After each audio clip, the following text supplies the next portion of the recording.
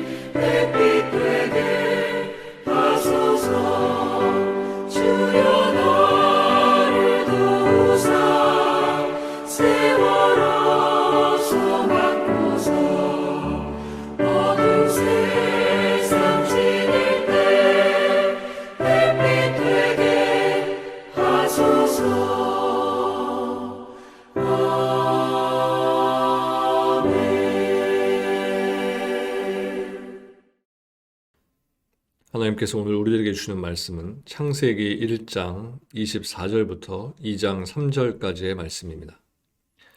창세기 1장 24절부터 2장 3절까지의 말씀을 제가 봉독해 드리겠습니다.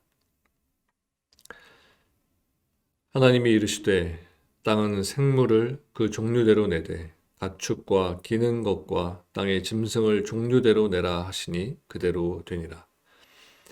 하나님이 땅의 짐승을 그 종류대로, 가축을 그 종류대로, 땅에 기는 모든 것을 그 종류대로 만드시니 하나님이 보시기에 좋았더라. 하나님이 이르시되 우리의 형상을 따라 우리의 모양대로 우리가 사람을 만들고 그들로 바다의 물고기와 하늘의 새와 가축과 온 땅과 땅에 기는 모든 것을 다스리게 하자 하시고, 하나님이 자기 형상 곧 하나님의 형상대로 사람을 창조하시되 남자와 여자를 창조하시고, 하나님이 그들에게 복을 주시며 하나님이 그들에게 이르시되 생육하고 번성하여 땅에 충만하라. 땅을 정복하라.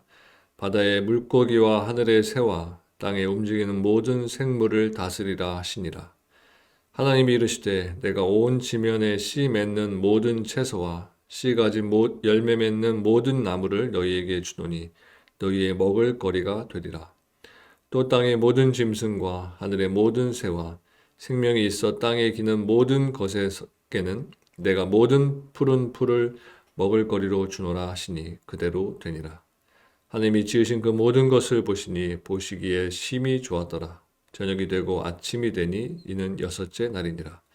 천지와 만물이 다 이루어지니라. 하나님이 그가 하시던 일을 일곱째 날에 마치시니 그가 하시던 모든 일을 그치고 일곱째 날에 안식하시니라. 하나님이 그 일곱째 날을 복되게 하사 거룩하게 하셨으니 이는 하나님이 그 창조하시며 만드시던 모든 일을 마치시고 그날에 안식하셨음이니라. 아멘.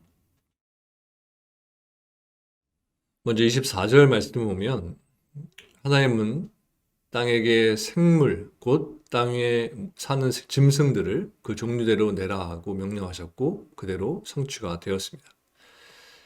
여기서 우리가 알 수 있는 것은 짐승이 인간과 같이 생명을 지닌 존재로 창조가 되었고 그러한 짐승의 생명이 육체와 함께 땅으로부터 왔다고 하는 것입니다.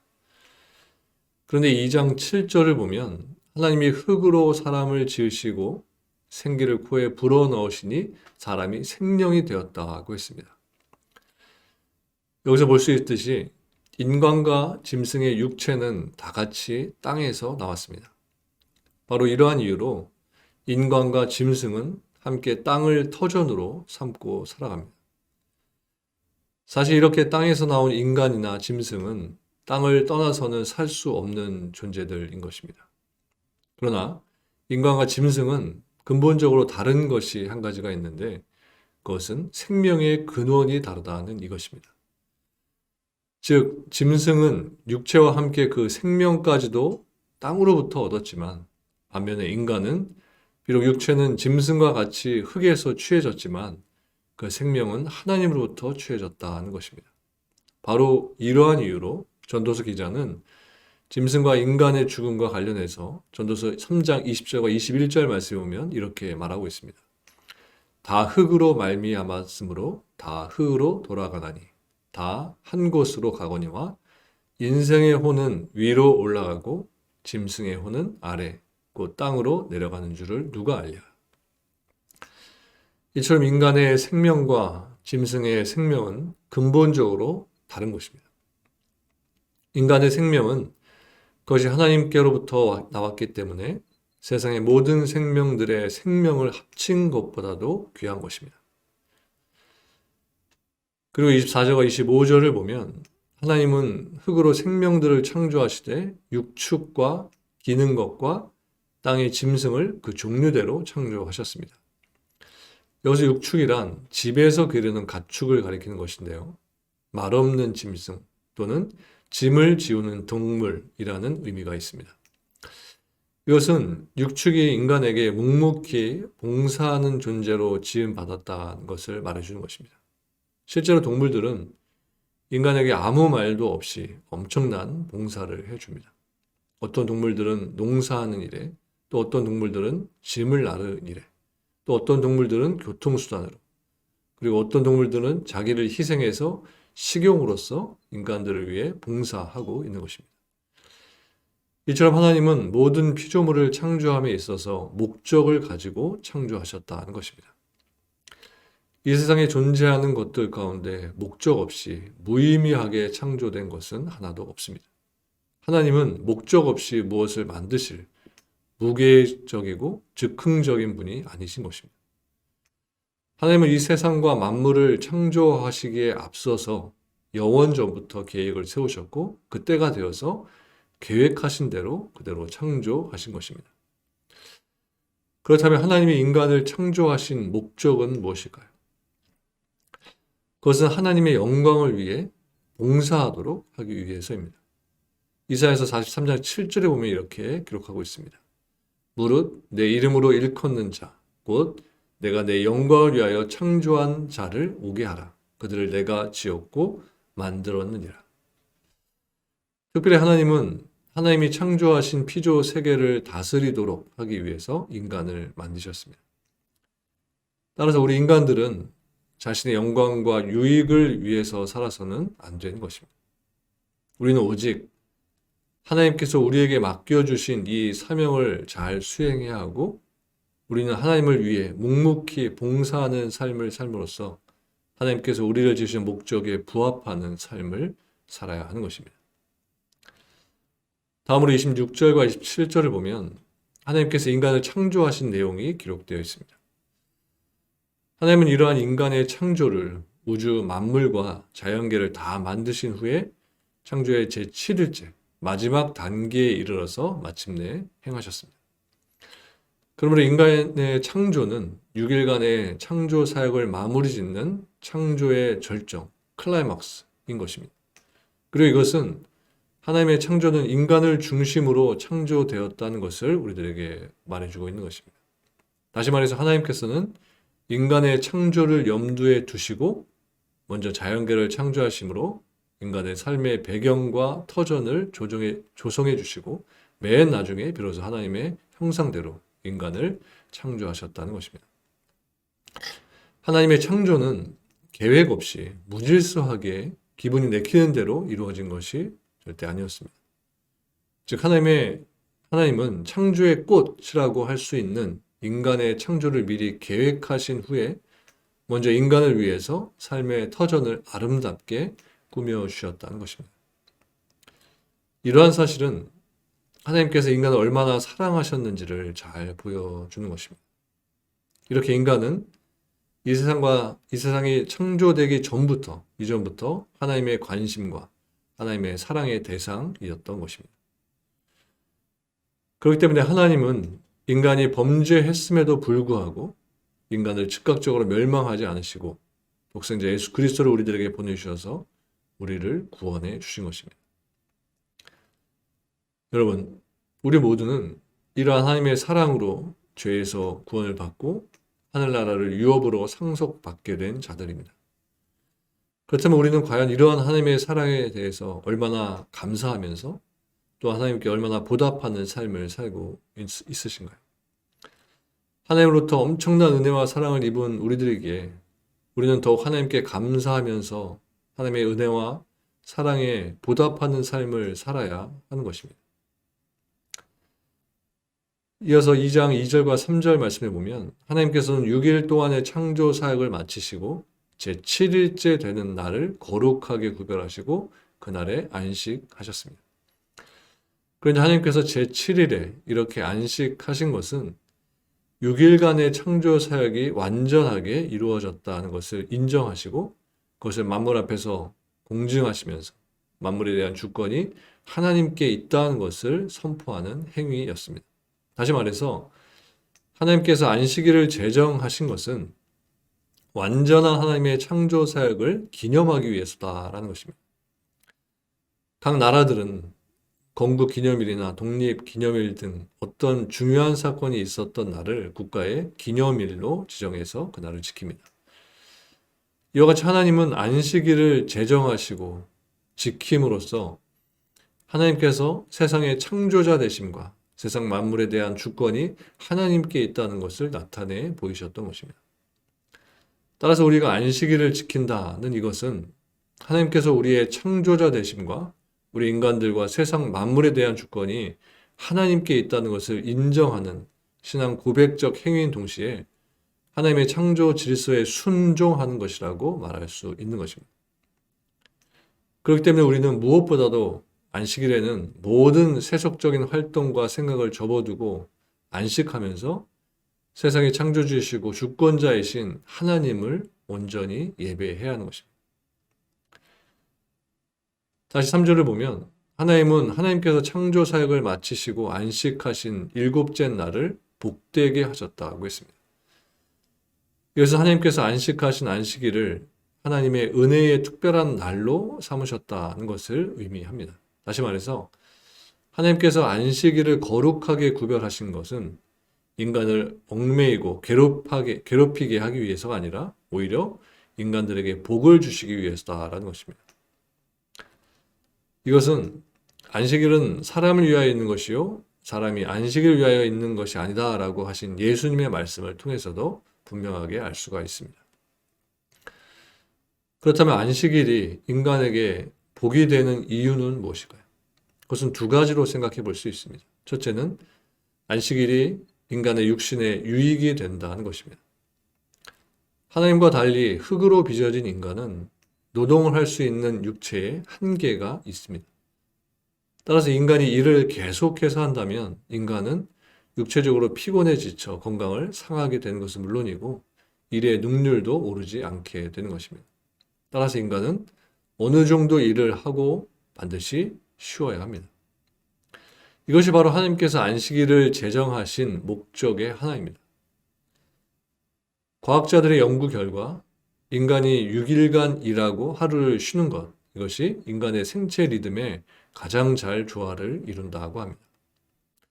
인간을 만드신 하나님께서 인간의 일할 때와 쉴 때를 정하셨으니 그것이 인간의 생체 리듬과 얼마나 잘 조화를 이루겠습니까?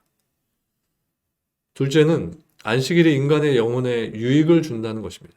즉 하나님은 안식일을 구별하여서 인간들로 그날을 지키게 하심으로써 인간의 영혼이 하나님과 보다 깊은 교제를 나누게 하시고 그로 인해 영적 부요를 누리게 하신다는 것입니다. 인간은 다른 피조물들과 달리 영과 육의 두 요소로 구성되어 있습니다. 따라서 인간은 영과 육이 다 같이 만족해야 참된 만족에 이를 수 있게 되는 것입니다. 그래서 하나님은 6일간의 노동을 통해 육신의 만족을 얻게 하시고 그 후에 하루를 쉬게 하셔서 하나님과 영적 교제를 나누게 하심으로써 영육 간에 모두 만족을 얻게 하신 것입니다. 바로 이러한 이유로 안식일은 인간에게 복된 날인 것입니다.